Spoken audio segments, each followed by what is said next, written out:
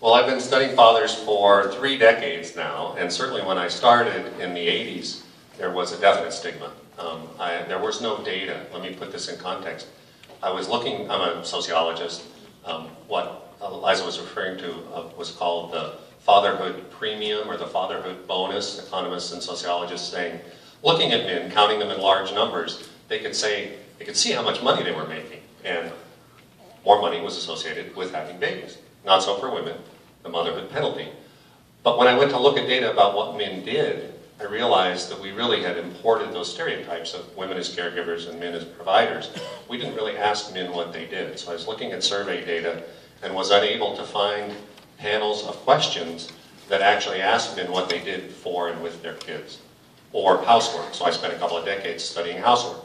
We didn't used to ask men, a few time-use studies, but for the most part our surveys, I wasn't even on the radar screen. So what would happen is I went out and did interviews, similarly to Catherine Eden and others, and found out that men were doing that kind of stealth.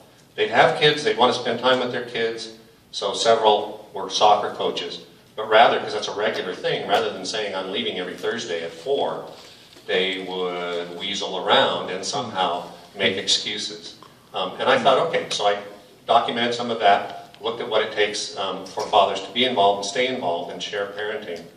And then myself, as an assistant professor in the late 80s, early 90s, my kids were young. They were in elementary school, and so they would have their skates. Skateboards weren't as big then, and bicycles were in my office, because I had the flexible job. I worked for the University of California, a liberal, progressive place with good workplace policy. And I was in a social science building, so you'd think if anybody was going to get it, those social scientists should.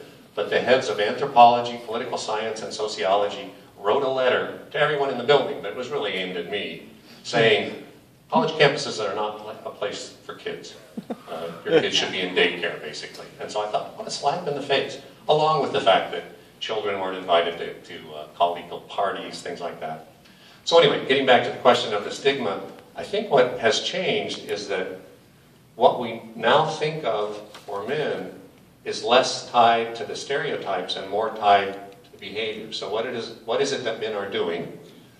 When I went to study this for the Atlantic piece that Liza mentioned, we couldn't find data on what men did with their kids, but we could find whether they took time out on leave or part-time work during their work trajectory. So this is a data set that goes back to the 1970s.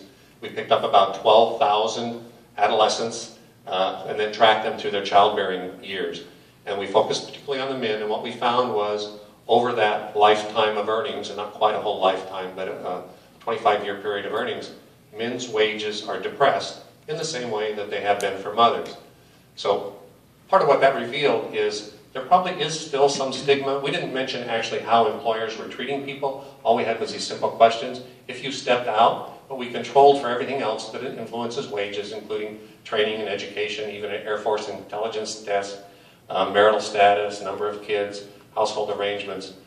So I think the big take-home message there is that men, when they're parents, when they're active parents, will in fact perhaps be judged as less serious workers. And this gets back to what Joan Williams in the film called the ideal worker syndrome, which is kind of coded masculine. We expect men not to let work intrude on anything, their family work to intrude on their paid work. But I think things are changing. And I think what we really need to pay attention to now is how the flexibility at work can make men feel that there's okay, positive messages. The tone at the top about what employers say about whether you can take time off is huge. I think that's a real shift that we do that. We know from other countries, Sweden, Iceland, Denmark, Finland, Norway, Quebec has a very generous family leave. Men don't tend to take paternity leave if it's a joint offering to both men and women. They'll let the mother take it for the most part. But if you carve out some daddy days, participation rates go from 10, 15% up to 80%. Wow. Every country who's done it. So if you earmark it and signal, dads should be involved. They don't take as much time in the beginning.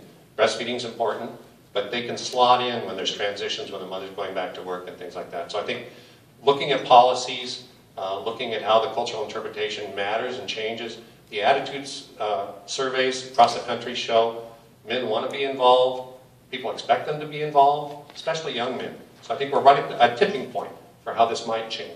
And what I love about the leave study, the studies of the leave policies in Quebec, where there are these daddy days, is that it changes stigma so that families begin to feel stigmatized if they don't take that leave. Fathers feel stigmatized because this is something that's being given to them that their child could benefit from, and if they don't take it, then they're rejecting this gift on behalf of their child. And so the sense of stigma is changed, the reason why you would feel stigma. That's really interesting.